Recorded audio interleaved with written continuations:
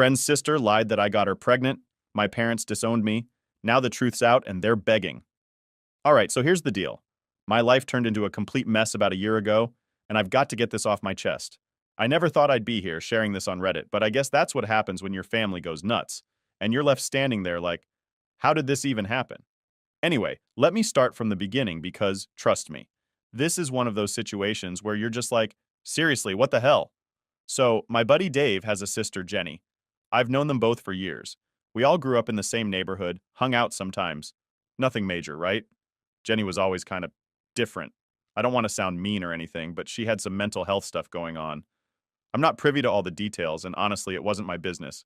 Dave never talked much about it, and I didn't pry. But everyone knew Jenny had her struggles. Anyway, about a year ago, out of nowhere, Jenny hits me up and says she's pregnant. Okay, cool, right? Except for one tiny detail. She tells me I'm the dad. And at that moment, I swear my brain just short-circuited. I was like, wait, what? Now let me be crystal clear about this. I've never even hugged Jenny, let alone been, intimate with her. Not even once. So, for her to come at me with this wild accusation, I couldn't even process it. I told her straight up, Jenny, I don't know what you're talking about, but there's no way I'm the father. We've never been close like that. And she just kept saying it over and over again, like somehow I was going to magically remember a night that never happened. It was bizarre, to say the least. I tried to stay calm, thinking maybe this was part of her mental health struggles or something, but deep down I was freaking out. Now this is where things start going off the rails. Jenny refuses to take a prenatal paternity test. I'm sitting there thinking, if you're so sure it's my kid, why wouldn't you just take the test and prove it? But she wouldn't budge. She kept saying stuff like, you need to be there for your child, and you're abandoning us before the baby's even born. It was guilt trip city, and I wasn't buying it. So I made it clear. If she wasn't going to take the test, I wasn't going to sign anything. I wasn't about to get legally tied to a kid that wasn't mine. Simple, right? I thought that would be the end of it. Boy, was I wrong. Cue the family drama. A few weeks after that, my parents find out. Now, I love my parents, but they have this whole traditional values thing going on. And the second they hear about the situation, they lose it. Like, completely lose it. They're calling me names, saying I'm a deadbeat and a disgrace. And I'm just standing there trying to get a word in, but they're not listening.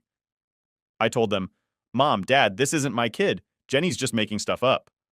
But they weren't having it. It's like once they got it in their heads that I was responsible for this baby, they couldn't shake it. There were a lot of nasty arguments after that. Things were said that I probably can't take back, and honestly, I'm still mad about it. My parents kept pushing me to do the right thing and step up as a father, even though I kept telling them it wasn't my kid. It didn't matter to them. In their eyes, I was already guilty. They said they didn't raise me to be some kind of deadbeat, and they couldn't believe I would deny my own child. Here's where things get even crazier. I wasn't even in the same state when Jenny would have gotten pregnant. That's right, she was staying at a friend's place for an entire month when she supposedly conceived. I brought this up to my parents, and they just brushed it off. People make mistakes, they said. Yeah, well, this wasn't just a mistake. This was a full-blown accusation that could wreck my life.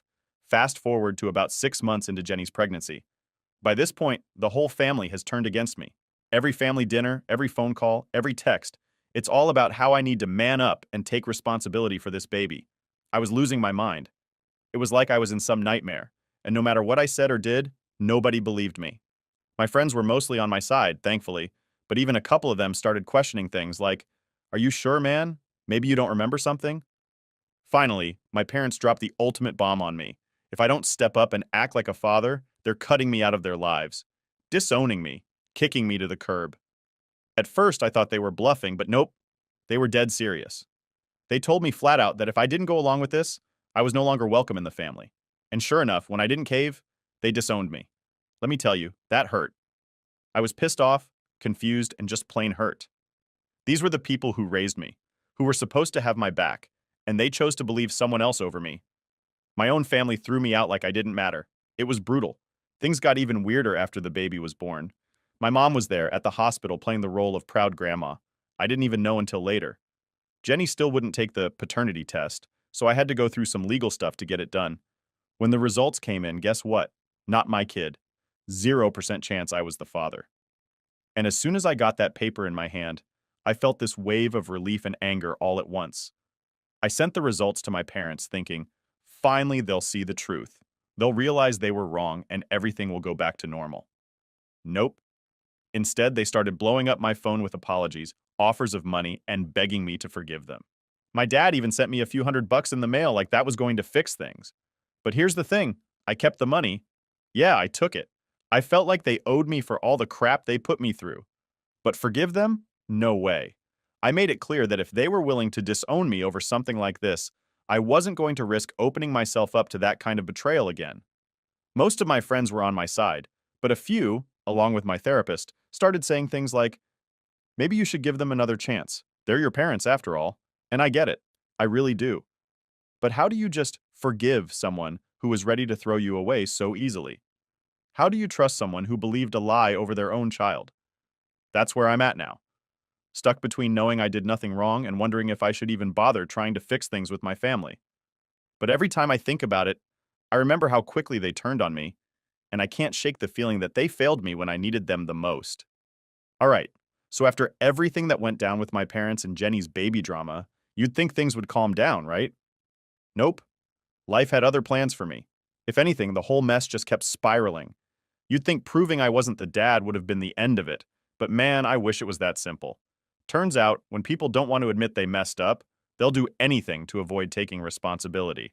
So, after the paternity test results came in and confirmed I wasn't the father, I thought, all right, now my parents will realize they were wrong and maybe things can get back to normal.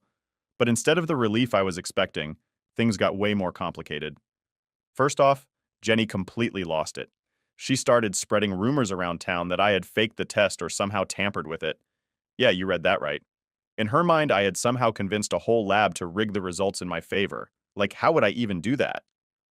I'm just a regular guy. I'm not some mastermind who knows how to manipulate DNA tests. But Jenny wasn't hearing any of it. She was dead set on making me the bad guy in her story. She went around telling people that I was abandoning her and the baby, that I'd tricked everyone into thinking I wasn't the dad. It didn't make sense, but it didn't matter. People started to believe her. Small-town rumors spread fast, and soon I had folks giving me dirty looks at the grocery store like I was some kind of scumbag. I even had people straight up confront me, asking why I wasn't stepping up to take care of my kid. It was infuriating. I had the test results to prove I wasn't the father, but no one seemed to care. Jenny was out there playing the victim, and I was getting blamed for something I had no part in. I'd never felt so helpless in my life. It's one thing when your family turns on you, but when the whole town starts thinking you're the bad guy, that hits different. And my parents? Well, they were still trying to play nice, but it was clear they didn't know how to handle the situation either. My mom kept calling, leaving these long emotional voicemails about how she just wanted her family back together. She didn't even address what had happened. She just wanted to sweep everything under the rug like nothing had ever gone down. She even suggested I come over for dinner, like that was going to magically fix all the damage they'd done. It wasn't just awkward, it was insulting. After everything they put me through, they thought a few family dinners and some fake smiles would make it all okay. No apology, no acknowledgement of how badly they messed up. Just, let's move on. It was like they didn't even realize how much trust they had shattered. And that's the thing. Once trust is broken like that, it's not something you can just patch up with a meal and a hug. It takes real work, real effort to rebuild, and they weren't even willing to admit they were wrong. The kicker came when my dad tried to bribe me. He straight up sent me an email offering to buy me a new car if I would come back to the family. Like, what? They think they can just buy my forgiveness? It was so out of touch with reality that I didn't even know how to respond. I just stared at the email for a while, trying to figure out if this was some kind of sick joke. But nope, my dad was serious. I didn't respond. I couldn't. What do you even say to something like that? They didn't care about fixing things the right way. They just wanted me back in their lives because it was convenient for them. And the fact that they thought throwing money at me would solve everything, it made me realize how little they actually understood what they'd done. But the worst part came later, when I found out Jenny had started reaching out to people I knew, trying to drag them into her drama. She even contacted my ex-girlfriend, Samantha, and tried to convince her that I was this terrible person who had abandoned his kid. Sam and I hadn't spoken in years, but out of the blue, I get a text from her saying, "We need to talk." At first, I had no idea what she was talking about, but when she explained that Jenny had been messaging her, trying to stir up old drama, I just about lost it. I called Jenny and told her to stop. I was done with the games, done with the lies, and I wasn't going to let her drag my friends and exes into her mess. But she just laughed and hung up on me. It was like talking to a wall. She was so wrapped up in her fantasy world that nothing I said would get through to her. At this point, I was seriously considering getting a lawyer involved. I didn't want to take it that far, but what choice did I have? Jenny was out here ruining my reputation. My parents were enabling her behavior, and I felt like I had no one in my corner. My closest friends supported me, sure, but even they didn't know the full extent of how bad things had gotten.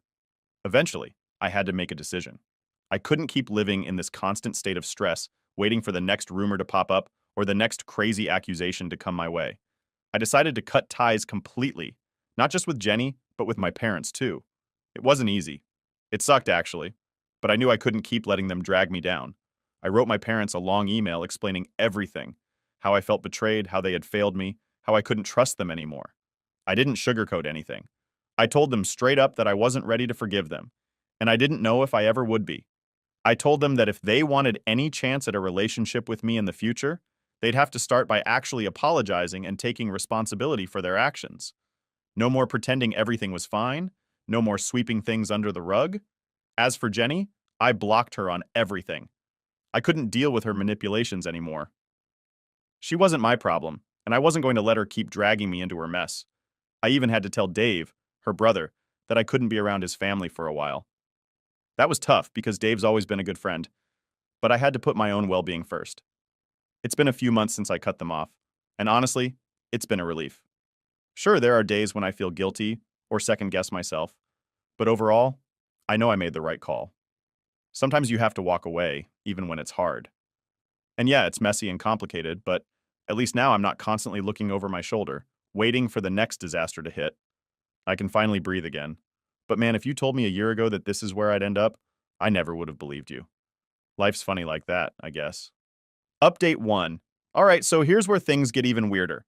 I thought cutting ties with Jenny and my parents would be the end of the chaos. Like I figured once I removed them from my life, everything would calm down and I could move on. But of course, things don't work out that easily. Cutting them off? That was just the beginning of a whole new mess. A couple of weeks after I sent that email to my parents and blocked Jenny, I get this unexpected message from an old high school friend, Mike. We hadn't talked in years, but out of nowhere, he's asking if I'm doing okay.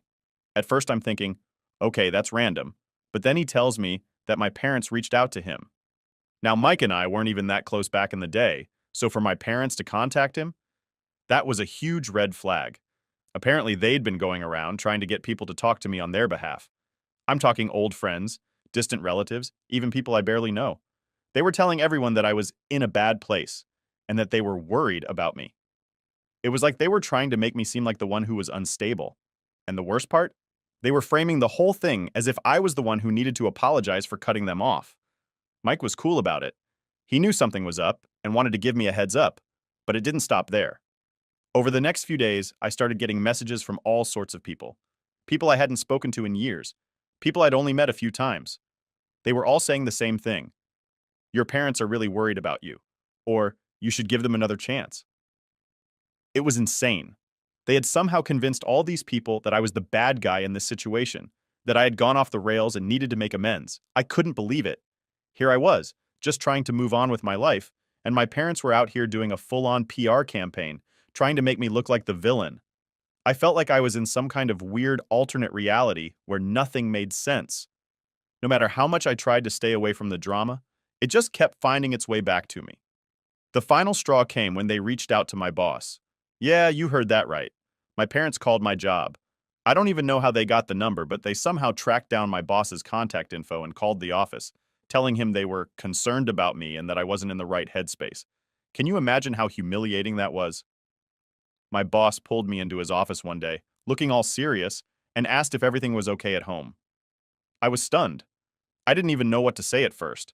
Like, what do you say when your boss is asking if your parents think you've gone off the deep end? I explained the whole situation to him, and luckily, he was super understanding about it. He even apologized for bringing it up, but man, the damage was done. My own parents were out there trying to mess with my job now. It felt like they were determined to ruin everything for me, just because I wouldn't bend to their will. After that, I had no choice.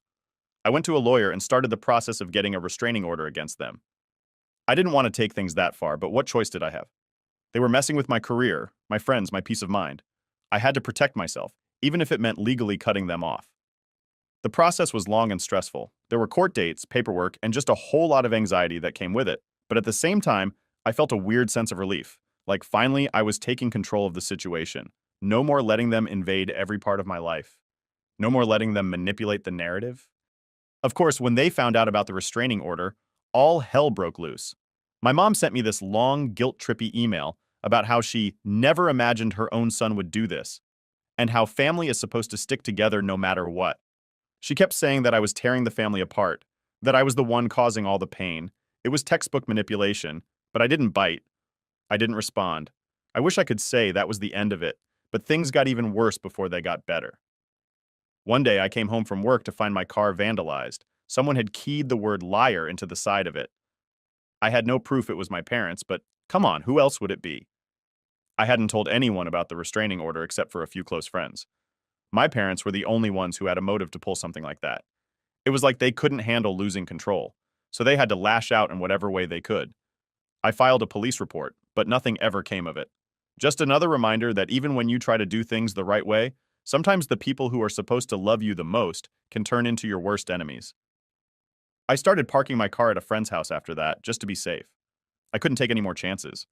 I even installed security cameras around my apartment, just in case they tried something else. It felt like I was living in a constant state of paranoia, always waiting for the next shoe to drop. But eventually, things started to calm down. The restraining order went through, and my parents were officially barred from contacting me or coming anywhere near my home or workplace. It was a huge weight off my shoulders. For the first time in what felt like forever, I could finally breathe. It's been a few months now, and I'm still picking up the pieces. I had to do a lot of damage control with my friends and coworkers, explaining the whole situation to them and making sure they knew the truth. Most of them were supportive, but a few were skeptical, like, "Are you sure your parents would really go that far?" I get it. It's hard to believe. But when you've lived through it, you know how far some people will go when they feel like they're losing control. Looking back, I never imagined things would get this bad. It's crazy how quickly family can turn on you when you refuse to play by their rules. But I've learned something important through all of this. You can't let anyone, not even your family, dictate how you live your life. Sometimes you have to make the hard choice to walk away, even when it hurts. I don't know what the future holds for me and my parents. Maybe one day they'll realize what they did and apologize for real. Maybe not. But either way, I'm done letting them control my life. I've got my own path to follow, and I'm not looking back. Update 2. Alright, so here's where things take a bit of a turn. After I finally got the restraining order and started trying to rebuild my life, I thought things would finally settle down. But, surprise, surprise, life had other plans. Just when I was beginning to feel like I could breathe again, my parents found a new way to mess with me. This time, it wasn't direct contact. It wasn't vandalizing my car or sending emails. No, this was a whole different level of messed up. So one day, I'm sitting at home, just minding my own business, when I get a letter in the mail. Nothing too weird about that, right? Except this letter is from a lawyer. At first, I thought it was something related to the restraining order, maybe some final paperwork or something. But nope, it was a lawsuit. My own parents were suing me. For what, you ask? Emotional distress. I couldn't even believe what I was reading. They were actually suing me for cutting them off, saying that my actions had caused them severe emotional damage and that they were entitled to compensation. They even claimed I had alienated them from the rest of the family, which was complete nonsense because they were the ones who isolated me, not the other way around. I sat there for a good few minutes, just staring at the letter, trying to process what was happening. I mean, who does that? Who sues their own kid because they're mad they got cut off? I didn't even know what to do. Part of me wanted to laugh at how ridiculous it all was, but another part of me was seriously stressed out. This wasn't just family drama anymore. This was legal, and it was about to get real messy. I called my lawyer immediately. I couldn't handle this on my own. She was just as shocked as I was. She'd seen plenty of messy family cases, but suing your own kid for emotional distress? That was new even for her. We went over the details of the lawsuit, and while most of it was clearly bogus, I knew we couldn't just ignore it. They were serious, and that meant I had to fight back. The next few weeks were a blur of meetings, phone calls, and stress. I had to gather all the evidence of everything that had happened. The paternity test results, the restraining order, the harassment I'd been dealing with. My lawyer was confident we could win, but it still felt surreal that it had come to this. My own parents were trying to drag me through the mud in court, all because I refused to let them control me anymore. But here's the thing. They didn't stop at just the lawsuit. Oh no. They had to take it a step further. They started reaching out to other family members, trying to turn them against me. I started getting messages from aunts, uncles, cousins, all people I hadn't heard from in years. They were all saying the same thing. Why can't you just make peace with your parents? Or, family is everything. You're being selfish. It was like they'd been brainwashed into thinking I was the villain in all of this. I was furious. Not just at my parents, but at the whole situation. It felt like no matter what I did, no matter how much I tried to protect myself, they always found a way to twist the narrative and make me look like the bad guy. I mean, how do you explain to someone who's only hearing one side of the story that your parents are suing you for emotional distress because you enforced boundaries? It got to the point where I had to cut off even more people. I blocked family members, unfriended people on social media, and just shut down any connection to that side of my life. It wasn't because I didn't care about them, I did. But I couldn't keep explaining myself over and over again to people who had already made up their minds. It was exhausting, and I was done trying to justify my decisions to people who weren't willing to see the bigger picture. Eventually, the court date rolled around. I showed up with my lawyer, prepared for whatever nonsense they were going to throw at me. And let me tell you, it was a circus. My parents had this whole sob story lined up about how they'd always been there for me, how they'd tried to help me through tough times, and how I had cruelly cut them off without reason. They painted themselves as the victims in all of this, which was honestly impressive considering they were the ones who disowned me in the first place. But my lawyer wasn't having it. She tore their arguments apart piece by piece, showing the judge all the evidence of their harassment, the restraining order, the paternity test, everything. It was brutal, and by the end of it, you could see the judge wasn't buying their story. The judge ruled in my favor, obviously. The lawsuit was thrown out, and my parents were ordered to pay my legal fees, which was a small victory in the grand scheme of things. But even though I won, it didn't feel like a victory. It felt like I had just barely escaped a nightmare, and there was still so much fallout to deal with. After the case, my parents tried one last-ditch effort to get back into my life. They sent me this long, emotional letter about how they were sorry for everything, how they just wanted to make things right, and how they couldn't bear to lose me. It was the same old guilt-tripping nonsense they'd been pulling from the start. And honestly, I didn't even respond. I'd already made my decision. I wasn't going back. There's only so much someone can take before they have to walk away for good. And yeah, it hurt. Cutting off your family isn't easy, no matter how bad things get.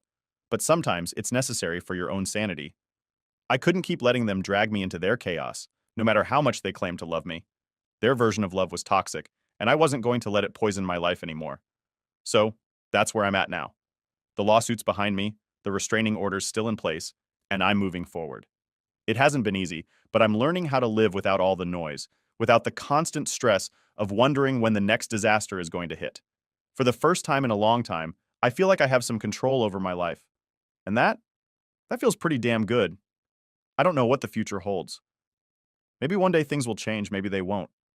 But right now I'm focusing on myself, on rebuilding the parts of my life that they tried to tear down. It's been a long road, but I'm finally starting to see the light at the end of the tunnel. Update 3. Alright, so if you've been keeping up with everything so far, you'd think after the lawsuit mess and the restraining order, that'd be the end of the madness. But nope, my family found a way to surprise me one last time. And this one? Honestly, it left me shaking my head because I didn't think they could sink any lower. But here we are.